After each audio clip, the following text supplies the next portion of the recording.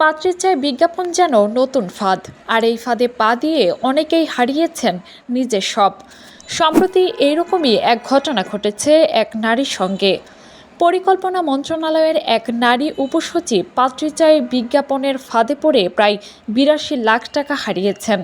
অভিযুক্ত মোহাম্মদ মনিরুজ্জামানকে আটক করে ৪ দিনের রিমান্ডে নিয়ে জিজ্ঞাসাবাদ করছে পুলিশ। মামলা সূত্রে জানা গেছে, ভুক্তভোগী বর্তমানে পরিকল্পনা মন্ত্রণালয়ের উপসচিব হিসেবে কর্মরত আছেন। অভিযোগ অনুযায়ী ২০২৫ সালের ২১ অক্টোবর একটি পত্রিকায় ডিভোর্সি বা বিধবা পাত্রীর চাই শিরোনামে বিজ্ঞাপন দেন মনিরুজ্জামান। বিজ্ঞাপনের সূত্র ধরে ওই নারী যোগাযোগ করলে তিনি নিজেকে একটি বেসরকারি প্রতিষ্ঠানের কর্পোরেট হেড ও মেকানিক্যাল ইঞ্জিনিয়ার হিসেবে পরিচয় দেন। পরে মোবাইল ফোনে নিয়মিত যোগাযোগ ও বিভিন্ন স্থানে দেখা সাক্ষাতের মাধ্যমে তাদের মধ্যে ঘনিষ্ঠতা তৈরি হয়। এক পর্যায়ে বিয়ের আশ্বাস দিয়ে ওই নারীর সঙ্গে ব্যক্তিগত সম্পর্ক গড়ে তোলেন অভিযুক্ত। এরই মধ্যে কৌশলে ভুক্তভোগীকে সাভারে একটি আবাসিক প্লটে বাড়ি নির্মাণে উদ্বুদ্ধ করেন মনিরুজ্জামান। বিয়ের প্রতিশ্রুতিতে বিশ্বাস করে উপসচিব বিভিন্ন সময়ে নিজের ব্যাংক হিসাব থেকে বিপুল পরিমাণ টাকা তার কাছে পাঠান। এজাহার অনুযায়ী জনতা ব্যাংক ও সোনালী ব্যাংকের দুটি হিসাব থেকে আইএফআইসি ব্যাংকের একটি হিসাবে মোট ৭২,৮৫,৭০০ টাকা স্থানান্তর করা হয়। এছাড়া নগদসহ অন্যান্য মাধ্যমে আরও প্রায় ১০ লাখ টাকা দেয়া হয়। সব মিলিয়ে প্রতারণার পরিমাণ দাঁড়ায় প্রায় ৮২ লাখ টাকা।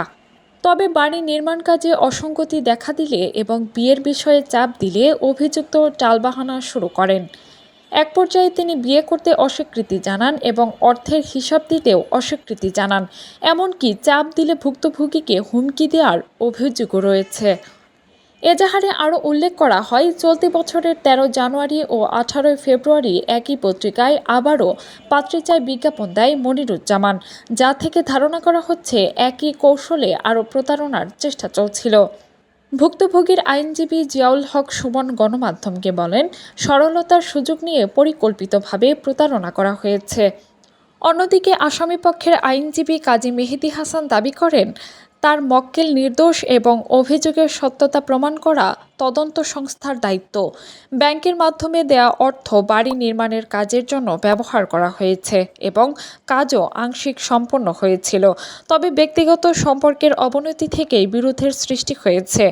বর্তমানে মামলাটি তদন্তাধীন রয়েছে এবং চূড়ান্ত বিচারিক সিদ্ধান্ত আদালতের উপর নির্ভর করবে। কাজী মিম, আপন দেশ, ঢাকা।